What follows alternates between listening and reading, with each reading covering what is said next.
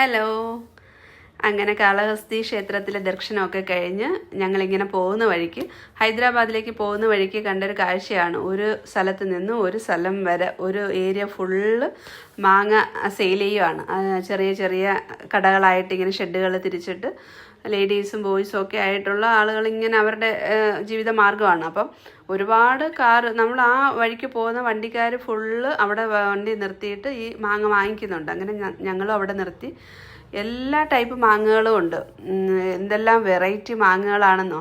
അപ്പം എല്ലാത്തിൽ നിന്നും നമ്മൾ കുറേശ്ശെ എടുത്ത് ടേസ്റ്റ് ചെയ്യാനിട്ടു. പക്ഷെ വാങ്ങിച്ചുകൊണ്ട് തിരിച്ച് വരാൻ പറ്റത്തില്ല. കാര്യം ഉടനെ തിരിച്ച് വരുന്നവർക്കാണെങ്കിൽ വാങ്ങിച്ചിട്ട് വരാം. ഞങ്ങൾ അങ്ങോട്ട് പോകുമല്ലേ, അപ്പം നമുക്കത് വാങ്ങിച്ച് പിന്നെ വണ്ടി ഇരുന്ന് പെട്ടെന്ന് നാശമായി പോകും. അതുകൊണ്ട് അപ്പോഴും കഴിക്കാനായിട്ട് കുറേശ്ശെ എല്ലാം വാങ്ങിച്ച് ടേസ്റ്റ് ചെയ്ത് നല്ല മാങ്ങകളായിരുന്നു.